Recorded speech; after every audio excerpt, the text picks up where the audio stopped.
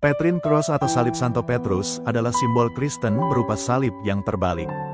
Seringkali banyak orang non-Katolik yang menyalahartikan dengan narasi bahwa salib tersebut adalah salib antikristus, pemuja setan sehingga Katolik pun dianggap sesat. Di Basilika St. Petrus kita melihat contoh patung Santo Petrus dengan salib terbalik ini.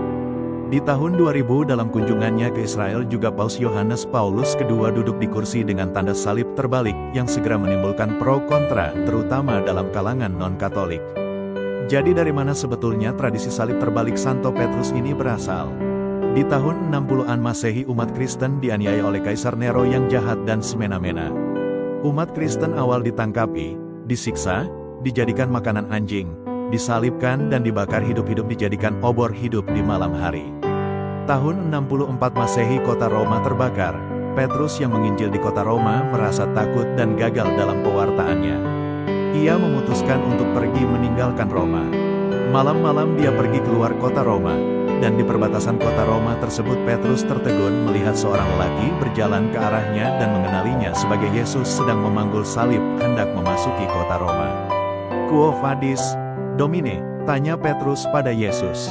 Artinya, kemanakah engkau akan pergi Tuhan? Yesus menjawab, Romam eo iterum cevus effigi, yang artinya, saya akan ke Roma untuk disalibkan lagi. Setelah mengatakan itu Yesus pun menghilang. Petrus segera tersadar kenapa dia tidak percaya, melepas tanggung jawab dan mencari selamat sendiri.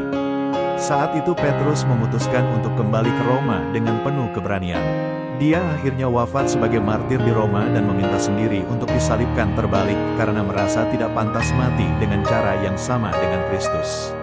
Ini merupakan lambang pertobatan dan kerendahan hatinya. Di tempat pertemuan Petrus dan Yesus tersebut sekarang didirikan sebuah gereja yang dinamakan Gereja Domine Quo Vadis.